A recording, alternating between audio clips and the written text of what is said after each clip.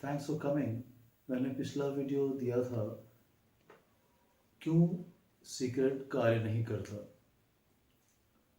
आपने कई वक्तव्य सुने हैं लाइफ चेंजिंग सेमिनार पे और सीक्रेट पे और कई ऐसी चीज़ों पे जो कि आपके जीवन में एक बदलाव लाना चाहते हैं कि आप पैसा कैसे कमाएं, आपको ये हरे नोट कैसे मिलेंगे और आप जल्दी से जल्दी कैसे अमीर हो जाएंगे।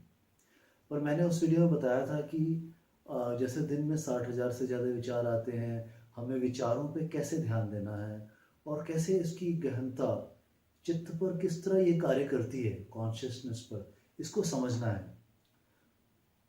अब ये दूसरा वीडियो मैं जो बनाया ये है व्हाट पैसा है क्या और वो कैसे आता है, क्यों है और इसमें क्या खराबियां हैं।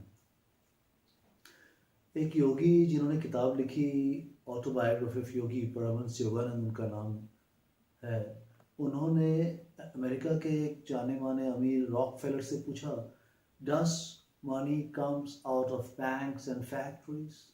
उनके पास कोई जवाब नहीं था। तो उन्होंने बताया योगानंद जी ने कि पैसा बैंक और फैक्ट्री से नहीं आता, ये लोगों की ईमानदारी, प्रेम, भाईचारा, सच्चाई, इससे आता है।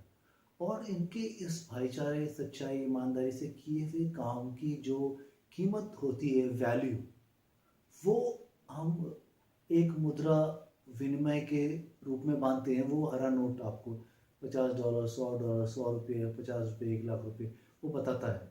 वो नोट कहता है कि मैं धारक को इतने पैसे देने का वचन देता हूँ।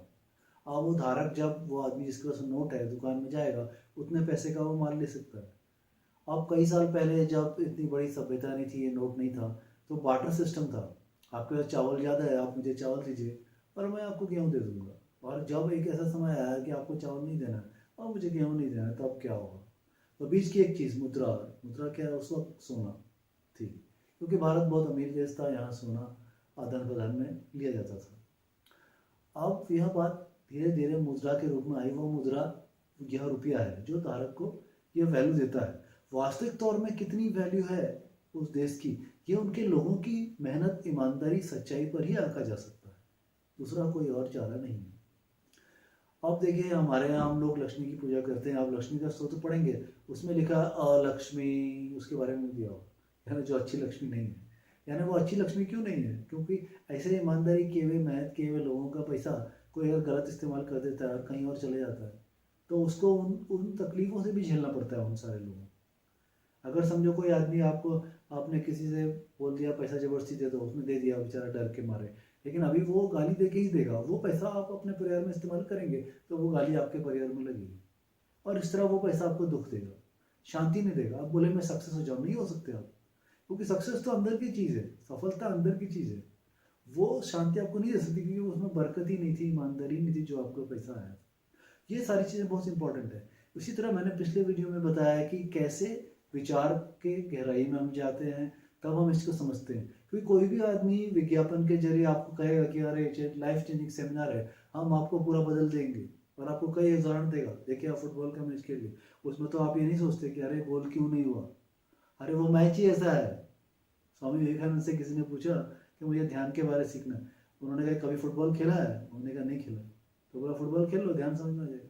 क्यों? फुटबॉल ही एक ऐसा गेम है जिसमें पेरिफेरल विजन और सेंट्रल विजन दोनों साथ में काम करता है।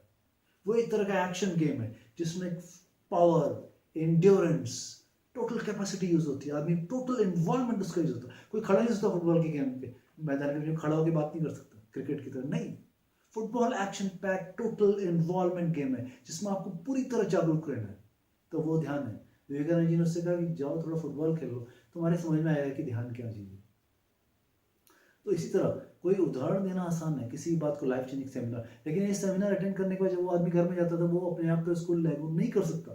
क्यों? क्योंकि उसके मन पर अवशेष पड़े हैं पिछले प्रारब्ध के, पिछले किए हुए कर्मों के। लेकिन ये बदल सकते हैं अगर वो चित्त पे लगातार एक आघात करे कि मैं ये कर सकता हूँ, मैं ये कर सकता हूँ, मैं ये कर सकता हूँ। तो एक तरह का ये आत्मसम्मोहन होगा, वो अपने आप को ही सम्मोहित कर रहा है और वो ये काम कर सकता है। देखिए, किसी को सम्मोहित विद्या के द्वारा ठीक करना ठीक नहीं है। वो मैंने अपने पिछले वीडियो में समझाया भी, स्वामी विवेकानंद ने कहा था। क्योंकि उससे क्या होगा, उसकी अपनी शक्ति चली जाएगी, लेकिन वो अपने आप को सम्मोहित कर सकता है, अपने आप पे ये विद्या कि वो मैं ये कर सकता हूँ, मैं ये कर सकता हूँ, मैं ये कर सकता हूँ। अगर वो लगातार ये कहता है तो कर सकता है। अगर वो पेपर में लिख ले मैं मुझे ये काम करने हैं, मेरे अंदर ये, उसको लगे कि जो अंदर कमी है उसको पॉजिटिवली सोचे, तो वो अपने अंदर ये प्रभाव अपने चित्त पे डाल सकता है और उससे काम हो सकता है। लेकिन कई बार फिर भी नहीं होता, ऐसा क्यों?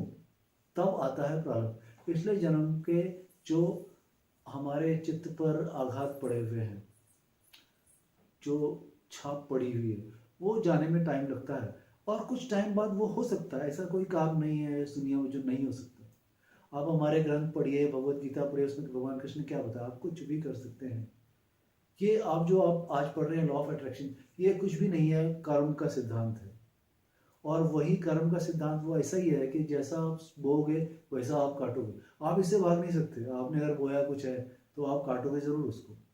लेकिन अगर आप अंतर ध्यान ध्यान में होकर के, और जैसे गीता का सार मैंने अपने 18 अध्याय वीडियो में डाले हैं। मैंने बताया कि गीता का वैसा नहीं जैसे आपने आज तक सुनते आए हैं, वैसी गीता नहीं। गीता का कई लोग सारा अलग तरीके से देते हैं, कर्म करिए, फल की चिंता मत कर इंसान।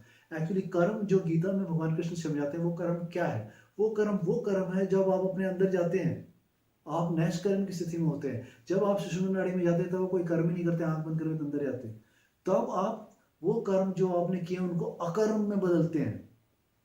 तब आपके कर्म का हिसाब कम होता है, और तब आप अपने चित्त पे पड़े हुए छापों को हटा सकते हैं। तब जो अंदर की आवाज होगी वो आपको एक नया खुलासा देगी, तब आप नया कुछ कर सकते हैं। वैसे तो आपको अंदर में जो आपकी कंटेंट शांति है वही सफलता है। अगर आप वो सीख जाते हैं तो आप किसी स्थिति में खुद ही खुश रहेंगे।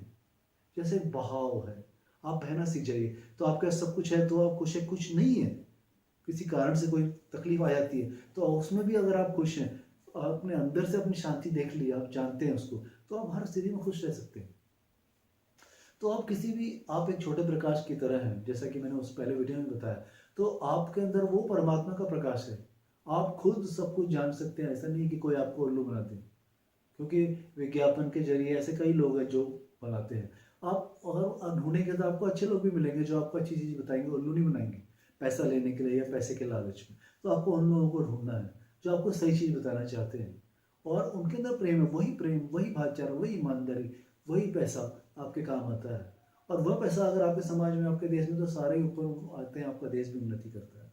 यह एक सूक्ष्म कॉन्सेप्ट है, आपको समझना जरूरी है। जैसे मैंने बताया कि लक्ष्मी में अलक्ष्मी भी है। आप उस स्तोत्र को अगर पढ़ेंगे तो आपके समझ में आया कि लक्ष्मी क्या है, अलक्ष्मी क्या है। जब आपके चित्त में सुकून ही नहीं है तो पैसा लेके आप करेंगे क्या? आप चाहे जो कर सकते हैं, जो चाहे करते हैं जीवन में, पैसा कमा सकते हैं। जैसा मैंने बताया कि आप उस विचारों को देखिए, अपने विचारों को आप बदलेंगे तो अपना पूरा जीवन ही बदल सकते हैं। आप अब तक जितने भी बड़े आदमी को देखिए, हेनरी फोर्ड, थॉमस एडिसन, इन लोगों ने प्रारंभ में जो भी तकलीफ हो उन सबको बदल दिया, इसलिए कि उन्होंने तो लगातार आघात किया अपने चित्त पे, और वह स्थिति में आ गए कि उन्होंने ये सारी चीज़ बदल दी, अपना जीवन ही बदल दिया। आप कर सकते हैं, जो आप जो चाहे कर सकते हैं। आप मेरा पहला वीडियो भी देखिएगा, उसमें उसको और गहराई से बताया गया। मैं आगे और वीडियो में और गहराई से इसे समझाने की कोशिश करूँगा। धन्यवाद।